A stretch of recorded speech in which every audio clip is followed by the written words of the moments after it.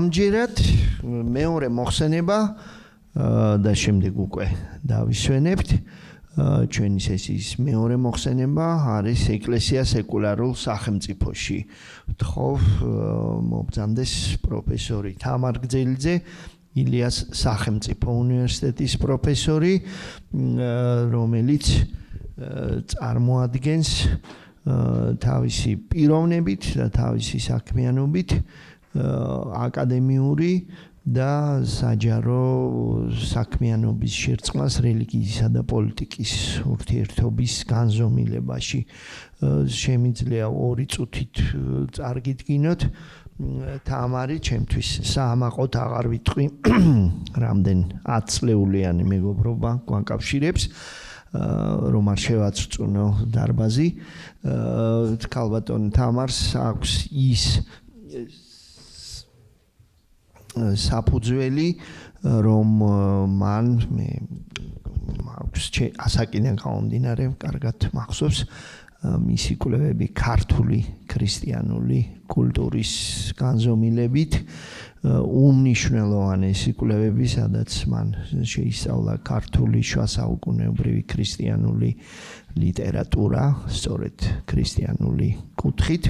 შემდგომ მისი ეს ცოდნა გაღრმავდა და გაფართოვდა თეოლოგიის თვალსაზრისით უკვე კონტინენტს მიღმა ოღონდ არა ამერიკაში, ბრიტანეთში მისი თეოლოგიური ცოდნა და როგორც გითხარით, ქალბატონი თამარი განასახიერებს აღმოსავლურ ქრისტიანული მართლმადიდებლური თეოლოგიის რელიგიური ცხოვრების თეორიულ და პრაქტიკულ ცოდნას. ის გახლდათ წლების და ხანგრძლივი წლების განმავლობაში ეკლესიათა მსოფლიო საბჭოს მნიშვნელოვანი ფიგურა ჟენევაში, შვეიცარიაში და შემდგომ კი წლების განმავლობაში ის იყო საქართველოს სრულუფლებიანი ელჩი წმინდა საყდართან. ის ამ თავის პოლიტიკურ სამოქალაქო საქმიანობას უთანხმებდა თავის აკადემიურ კვლევებს და თუ დღეს ის ილიას უნივერსიტეტის მასწავლებელია, პროფესორია, ის წლების განმავლობაში თავის ცოდნას გადასცემდა სტუდენტებს ევროპისა თუ ამერიკის სხვადასხვა უნივერსიტეტებში. თამარის შესახებ მეტად ხანგრძლივად შემიძლია ვისაუბრო, მაგრამ ამჯერად უკეთესი იქნება მოусმინოთ მას კიდევ ერთხელ ვიმეორებ ეკლესია სეკულარულ სახელმწიფოში. დიდი მადლობა მერაბის წარდგენა ყოველთვის ჩემთვის ვიცი რომ უნდა შემრცხვეს, მაგრამ არ დაუჯეროთ, ჩემი მეგობარია. დღეს 2 პატარა შენიშვნით მინდა დავიწყო. უპირველეს ყოვლისა მინდა მადლობა მოვახსენო არჩილ მეტრეველს და სოლა ფორუმს მოწვევისთვის. სოციალური მედიისთვის მიცემულ ინტერვიუში აღნიშნე და გავიმეორებ, რომ მართლა ძალიან მნიშვნელოვანია, რომ ასეთ საკითხებზე, როგორიც არის თანამედროვეობა და რელიგია, აი აქ თბილისში, საქართველოში წარიმართოს აკადემიური კონფერენცია. სოფომაც აღნიშნა ეს და მეც ვიტყვი, ჩვენ არ გვაქვს ამის ფუფუნება, რომ ამ თემებზე ხშირად ვილაპარაკოთ და ძალიან მნიშვნელოვანია. მადლობა მოწვევისთვის. მეორე ჩემი შენიშვნა იქნება ბოდიშის მოხდა. ერთ-ერთი ცუდი მხარე თბილისში ჩატარებული კონფერენციებისა ის არის, რომ იმ დღეებში ან ლექცია, ან სხვა რაღაც ვალდებულება მაქვს ხოლმე და ამიტომ ვერ დავესწრები სხვა მოხსენებებს და ეს მიმაჩნია, რომ არაკეთილსინდისიერია კონფერენციაში მონაწილესთვის, მაგრამ ასე გამოვიდა უკაცრავად. ხო, ეხლა პირდაპირ რაღაც თემებს გავიმეორებ, რაც სოფომ თქვა, იმიტომ რომ ეს თემა მომცა არჩილმა, რომ ვილაპარაკო სეკულარულ ასპექტზე და რელიგიაზე დღევანდელ დღეს. და რასაკვირველია, ტრაექტორია იქნება იგივე, რომ სეკულარიზმი, როგორც სოფომ სეკულარიზმი არ დაარქვა, მაგრამ ეს ცოტა სხვა კუთხით წარმოადგინა, რელიგიის და თანამედროვეობის ურთიერთობა დაიწყო იმით მე-20 საუკუნის შუა წლებში დაახლოებით, რომ სოციოლოგებმა იწინასწარმეტყველეს ბჭყალებში რელიგიის კუთხეში მიყენება და ასე ვთქვათ საბოლოოდ ალბათ გაქრობაც, მაგრამ ასე არ მოხდა. და მე ეს თვითაღიარება ბერგერის და ისეთი კიდევ უფრო ფართო სპექტრის მოაზროვნეების, როგორც იყო ჰაბერმასი მაგალითად, ძალიან საინტერესოა და ბევრი სხვა. დღეს ახლა ეს უკვე ჩვეულებრივი მოვლენაა, რომ სეკულარიზმი ზე მხოლოდ ძალიან ფრთხილად წარმოთქვამენ ამ სიტყვა სეკულარიზმს. მაგალითად არის ასეთი ტენდენცია rethinking secularism, ანუ სეკულარიზმის გადააზრება, ხო, თავიდან მოაზრება. და ჩემი საბოლოო ანალიზიც ამას დაეყრდნობა, მაგრამ პატარა შესავალსაც გავაკეთებ ამასთან დაკავშირებით. ძირითადად ეს არის მოკლედ მოყოლილი როგორ ვასწავლი რელიგიურ ნაციონალიზმის ერთ ნაწილს ილიას სახელმწიფო უნივერსიტეტში. როგორც მოგეხსენებათ, პროფესორი ვარ იქ. სოფარ ჩემი უფროსი. ეკლესიის არსისა და დანიშნულების კვლევა, ეკლესიოლოგია, პოლიტიკური თეოლოგიის შინაარსისაა. რამდენიმე ათეული წელია პოლიტიკური თეოლოგია დომინირებს აკადემიურ სფეროში და ხშირად ისე, რომ მისი პირდაპირი მოხსენიება არ ხდება. მართალია ტერმინოლოგიურად ის კარლ შმიდთან ასოცირდება, რომელსაც პრაქტიკულად პასუხი გასცა მიხეილ ბაკუნინის 1871 წლის წერილს. ქრისტიანები რეფლექსიას აძლიერებენ პოლიტიკურ თეოლოგიაზე, მას შემდეგ, რაც შეწყდა ქრისტიანთა დევნა და იმპერიამ მათი უსაფრთხოება უზრუნველყო, იმის სანაცვლოდ, რომ ახალ რელიგიას იმპერიის გაძლიერება, გაერთიანება დაეკისრა. თუმცა პირველი 3 საუკუნის განმავლობაში ჩანს პოლიტიკური ხასიათი, როგორც ცდილობენ ქრისტიანები შეასმინონ მართველებს და ხალხს იმის თაობაზე, თუ როგორ იცხოვრონ ცის სასუფეველის მოსაპოვებლად. მაგალითად, ეგნატე ღმერთშემოსილის წერილი, როდესაც ის რომში მიმავალი რომაელებს წერს, ასე და მაგალითად ერთ-ერთი ფრაზა ამ წერილიდან, სირიიდან რომისკენ გზად, ხმელეთსა თუ ზღვაზე, 10 ჯარისკაცის გარემოცვაში ვებრძვი მხეცებს. ანუ ამ ხეცებში ადგილობრივი პოლიტიკური ძალებია, რომელიც მის რწმენას ეწინააღმდეგება. მე-20 საუკუნის ბოლო ათწლეულებში პოლიტიკური თეოლოგია უპრეცედენტო მასშტაბით მოედო აკადემიურ სფეროს. ამის განსაზღვრელი იყო სწორედ ის ცვლილება, რომელიც სოციალურმა და პოლიტიკურმა მეცნიერებებმა არსებული ვითარების შესაბამისად დააფიქსირეს. მართალია სეკულარიზმს რელიგიის როგორც საზოგადოებაში მთავარი მოთამაშის ჩახსნა შეიძლება ითქვას მე-17 საუკუნეში დაიწყო. სეკულარიზმმა ეს ჩახსნა მე-17 საუკუნის მეოთხეში დაიწყო, მაგრამ მე-20 საუკუნის შუა წლებამდე ის არ მოიაზრებოდა როგორც სრულიად განწირული პრივატულობისთვის. დაახლოებით 3 ათეული წლის წინ სოციალურმა და პოლიტიკურმა მეცნიერებმა დაიწყეს იმის დაფიქსირება, რომ სეკულარიზმის პირობებში რელიგიის გავლენა საზოგადოებრივ ცხოვრებაზე, საჯარო სივრცეზე კვლავაც მნიშვნელოვანია. ამჟამად საზოგადოება ლიბერალური თუ ილიბერალური დემოკრატიის პირობებში სულ ცოტა 3 ვექტორის გადაკვეთაზე მოძრაობს. სეკულარიზმი რელიგიის დემოკრატიის პირობებში სთავაზობს, რომ იყოს საჯარო სივრცის ერთ-ერთი დამოუკიდებელი აქტორი, რომელზეც იყო უკვე საუბარი. სეკულარიზმი ღიაა მიიღოს რელიგიისგან ის, რაც საერთო სიკეთეს ემსახურება, იქნება ეს ადამიანის როგორც ღვთისხატად შექმნილი ღირსება, თუ ღვთის მიერ შექმნილი სამყაროს მიმართ მისი პასუხისმგებლობა. და რელიგიური მრწამსი თუ რელიგიური კულტურა რჩება ეროვნული იდენტობის ერთ-ერთ მდგენელად. ოდნავ გადაკეთებული ის ფრაზა, რომელიც ჩვენი კონფერენციის სინოფსისშია. აღნიშნულ პირობებში რელიგიას ყველა პირობა აქვს, რომ აქტიურად ჩაებას თანასწორობის, დემოკრატიის, მშვიდობის, გარემოს დაცვის პრინციპების განხორციელებაში. დასავლურ ლიბერალურ საზოგადოებაში რელიგიის ამგვარი ჩართულობა დღეს მოცემულობაა მეტნაკლებად. ილიბერალური დემოკრატიის შემთხვევაში ამ პირობების გამოყენება დამოკიდებულია მის ნებაზე. ანუ რელიგიური აქტორების, რელიგიური ინსტიტუტების ნებაზე. იყოს დამოუკიდებელი აქტორი, ანუ ადეკვატური, მოცემული პოლიტიკურ-სოციალურ ველში, თუ ყველა გზით ეცადოს პრივილეგირებული ადგილის დაკავებას პოლიტიკურ ძალთა განაწილებაში. ეს უკანასკნელი თავის მხრივ ხელს აძლევს მმართველ ძალას რელიგიური ძალაუფლების ჭალებში რელიგიური ძალაუფლების ნაწილობრივ ან თლიან უზურპაციაში. თავად სეკულარიზმის რელიგიურთან მიმართებაში გასაგებად მნიშვნელოვანია გავითვალისწინოთ მოსაზრება, რომ დასავლური ლიბერალიზმის პირობებში განვითარებული სეკულარიზმისგან გარკვეულწილად განსხვავდება კოლონიალიზმისგან განთავისუფლების პირობებში განვითარებული სეკულარიზმი. ეს უკანასკნელი ყურადღებას ამახვილებს ქრისტიანული და პოსტქრისტიანული რეალობის პროცესებზე და არა საზოგადოების განვითარების საზოგადო უნივერსალურ პროცესზე. ამ აქცენტმა შესაძლოა თავისი გავლენა იქონიოს პიროვნებისა და საზოგადოების ისეთ მდგენელზე, როგორიცაა ნაციონალიზმი.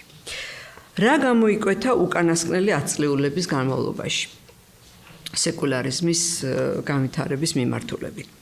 სულ რამდენიმე ათეული წელია, რაც სოციალურმა მეცნიერებმა აღიარეს, როგორც ვთქვით, რომ რელიგიურისა და პოლიტიკურის გამყოფი საზღვრები გაბუნდოვანებულია.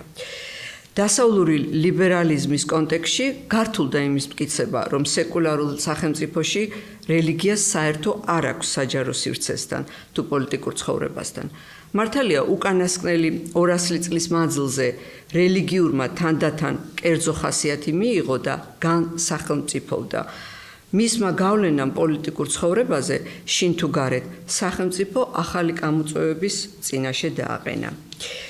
პოლიტიკურ მეცნიერებებში სიღრმისეულად განხილვის ერთ-ერთი საკითხია რელიგიურსა და პოლიტიკურს შორის ეს მიმართება ახალი მოვლენაა თუ ყოველთვის არსებობდა და მხოლოდ ახლა გამოაშკარავდა, გამოიკვეთა. ცხადია, ეს ანალიზი მიმდინარეობს იმის ფონზე, რომ ისტორიულად აღიარებულია რელიგიურისა და პოლიტიკურის ურთიერთდამდგენელი ხასიათი. ერთი მაგალითია ვესტფალიის ზავის გავლენა პოლიტიკურ ცხოვრებაზე, რომელმაც დასაბამი მისცა სახელმწიფოსა და რელიგიას შორის ფუნქციურ დიფერენციაციას და რომელმაც როგორც ეს მიჩნეული იყო თავის დროზე წარმატებით გაართვა თავი რელიგიასა და სახელმწიფოს შორის მტრობას. თუმცა მოდერნიზმის ეპოქის სახელმწიფოებს შორის სისხლისღვრა არ შემცირებულა 1914-99 წლებს შორის. ყოველ შემთხვევაში ცოტა ხნის წინ ასე იყო მიჩნეული, რომ ეს პერიოდი ყველაზე სისხლიანი იყო ევროპის კონტინენტზე. და ამაში ბრალი ხოსე კაზანოვას მიხედვით, სოფოს მიერ ნახსენები ამერიკელი, ესპანური წარმოშობის ამერიკელი მეცნიერის მიხედვით ედება მოდერნულ სეკულარულ იდეოლოგიას. ესე იგი, ეს უკვე ვლაპარაკობთ იმ ფაქტზე, როდესაც სეკულარიზმი იდეოლოგიად იქცევა.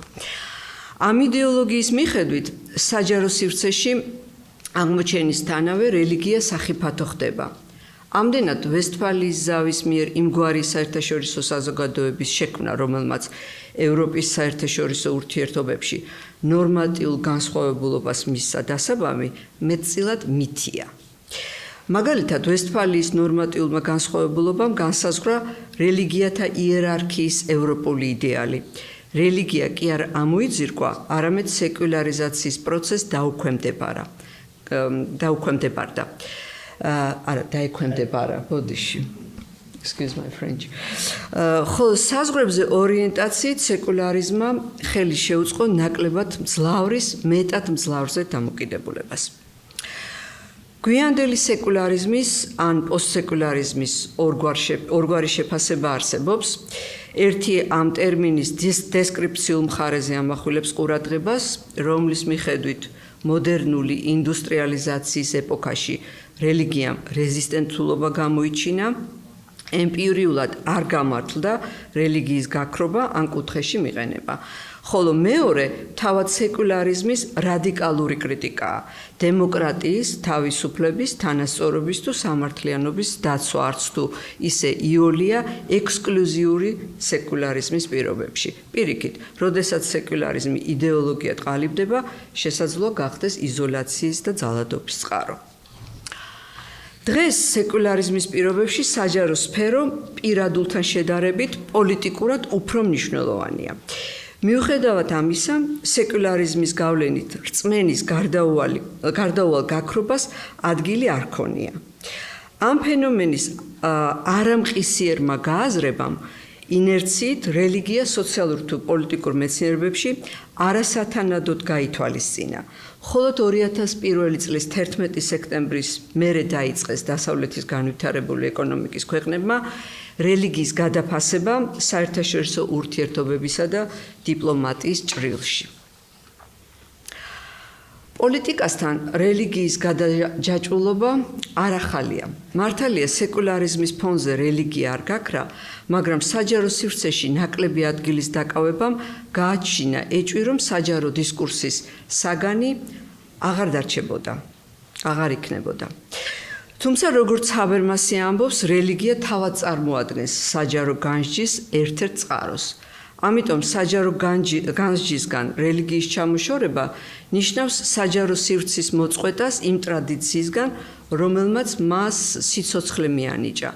საჯარო სივრცეს არ უნდა მოაკლდესო, ჰაბერმასი ამბობს, რესურსი, რომელმაც იგი სემანტიკურად დააკვალიანა. ეს უკანასკნელი სეკულარული საზოგადოების მოქალაქეებისთვის მხოლოდ სარგებლობის მომტანია. ასე ამბობს ჰაბერმასი.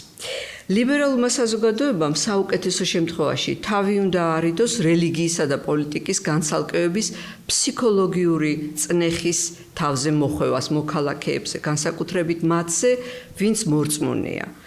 როგორც მორწმუნე მოქალაქეა ვალდებული ეს განცალკევება რელიგიასა და პოლიტიკას შორის, სახელმწიფოსა და რელიგიას შორის თავისებურად თარგმნოს, ასევე ვალდებულია არამორწმუნე მოქალაქე გაითვალისწინოს მორწმუნეთა მიერ საჯარო განსჯაში შეტანილი წვლილი.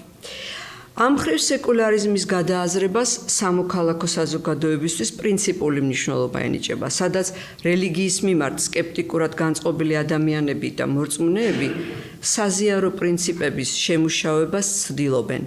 ამისთვის კი მათ ევალებათ განსასჯელად სწორად შერჩეული საკითხებით გაჯერებული ველი შექმნან. ამის აუცილებლობა იმ რეალობაშია, რომ დღეს სეკულარულ პლურალისტულ სახელმწიფოებში რელიგიის გავლენა კულტურაზე პოტენციურად კონფლიქტის მატარებელია. დღეს დასავლურ ლიბერალურ საზოგადოებაში მოქალაქეების ყველაზე დიდი გამოწვევაა ის, თუ რა უნდა იყოს საჯარო სივრცის წარსამართავად, რომელი პოლიტიკური მნიშვნელობის საკითხები უნდა იქნეს დაყენებული საჯარო განსასჯელად. დაახლოებით სოფომაც თქვა იგივე, მაგრამ მე ცოტა გავარცობ, აქ რელიგიის გარდა იგულისხმება კიდევ სხვა მნიშვნელოვანი საკითხები, აი რომელი საკითხები და რა სახით უნდა დადგეს საჯარო სივრცეში განსახილველად იმისათვის, რომ არ დაზიანდეს მათი განხილვა. ეს ეხება რასაკვირველად გენდერის საკითხს, უმცირესობების, ყველანაირი უმცირესობების საკითხს და სხვა პოლიტიკურ საკითხებს, მაგალითად, კიდევ რასა, ჩვენთან რასობრივი საკითხი საქართველოში ესეთი აქტიური არ არის, თუმცა შემოსულია ეგეც დგას დღეს წესრიგში.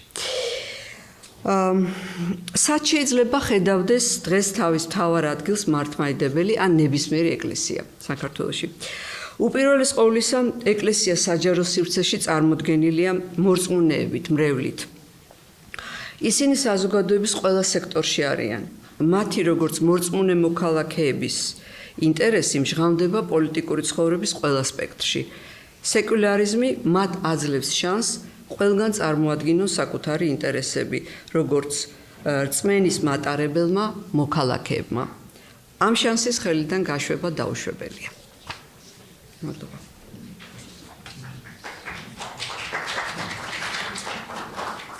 მადლობა სუხდით ქალბატონ თამარს ასეთი კომპაქტური, მაგრამ დატვირთული და შინაარსი. მქონდა მოცემული 20 ნახევარსაათი. შეკითხვებით. კეთილი, არა შესანიშნავია, ყოველთვის დატვირთული შინაარსიანი და სათქმელით ახსავსე და საფიქრალით ახსავსე მოხსენება მე ისევ თავმჯდომარის უფლებით პირველ შეკითხვას დავსვამ რა გარდა ტეხა ქალბატონმა თამარმა ბრძანა რა გარდა ტეხა გამოიწვია 2001 წლის 11 სექტემბერმა იმიტომ რომ რელიგიური ტერორიზმი რომ არსებობდა ახალი იყო ვთქვათ სხვას რომ არ ეწყინოს საკუთარი რელიგიური კუთვნილებიდან გამომდინარე ვიტყვი კათოლიკე ტერორისტები არსებობდნენ ირლანდიაში და დღესაც შინფეინი გუშინწინდელი ამბავი არ არის ხომ ხო აი თავისთავად ის რომ რელიგიაზე დაფუძნებული ტერორიზმი არსებობს და ამას მოყვა რაღაცა ნგრევა რა იყო ამაში უჩვეულო და რა იყო გარდამტეხი გარდამტეხი უჩვეულო ცხადია იყო თავისი მასშტაბით ეს მოვლენა რასაკვირველია მაგრამ გარდამტეხი იყო ის რომ მე ვთქვი რომ საერთაშორისო ურთიერთობებისა და დიპლომატიისთვის ეს იყო ეს წერტილი როდესაც დასავლეთში ამერიკასა და ევროპის წამყვან ქვეყნებში ერთ-ერთ მნიშვნელოვან საკითხად განხილვის ერთ-ერთ მნიშვნელოვან საკითხად დადგა. ასეთი რამეც წამიკითხავს, რომ ეს ცოდნა, ეს შიში, ანუ ეს გაფრთხილება, რომ ყოფილიყო ცოტა ადრე, საბჭოთა კავშირის დაშლასთან დაკავშირებითაც სხვანაირად იქნებოდა რაღაცები მოფიქრებული, მაგრამ ასე მწვავედ არ იდგა საკითხი. ეს იყო მიჩნეული მანამდე როგორც ცალკეული შემთხვევები, ვთქვათ, რელიგიური ფანატიზმის, რელიგიური ტერორიზმის, მაგრამ აქ უფრო ფართომასშტაბურად მოხდა მისი გააზრება. საერთაშორისო. მადლობ, შეკითხვა თუ არის კიდევ? ყველაფერი გასაგები იყო. მე მგონი კაფეა იყო მაინც ის შეკითხვები წინა მოხსენებისაც დაისვა და აი ქალბატონ სოფოს აქ შეკითხვა. თამარ მე მექნება ასეთი კითხვა რომ აი სწორედ ის ხედვა და უფრო კომპლექსური ხედვა რომელიც წარმოადგენია აი საქართველოს შემთხვევაში როგორ ჩანს აი აჩვენებს თუ რა საქართველოს უფრო რაღაც თავისებურებას შენი შეხედულებით თუ ისიც აი ამ დიდი განვითარების ნაწილია თუ სპეციფიკური ხო რაღაც სპეციფიკურია ეს უფრო ზუსტი სიტყვა იქნებოდა მადლობა თუ რასაკვირველია საქართველოს სპეციფიკურია ამას ორი აზრი არ უნდა მაგრამ გააჩნია ისევ ეს ჩვენ ნებაზეა ხალხის ნებაზეა და ალბათ ის ვინც განსაზღვრავს კიდევ ჩვენ ნებას იმათ ნებაზეა როგორ იყოს ის ფაქტი რომ თქვათ ამაზე მქონდა შეფარულად ნათქვამი იმ ილიბერალური დემოკრატიის პირობებში, როდესაც თქვათ რელიგიური ინსტიტუცია ან რელიგიური აქტორები ირჩევენ გამორჩეულ ადგილს და პრივილეგიას და არ სჯერდებიან ერთ-ერთი აქტორის როლს სეკულარულ სახელმწიფოში, იქ სპეციფიკა უფრო მუქფერებშია წარმოდგენილი. ეს არის ჩვენი რეალობა. კიდევ ხო არ არის შეკითხვები? არ არის მე მგონი მადლობა ქალბატონ თამარს ასეთი ღირებული მოხსენებისთვის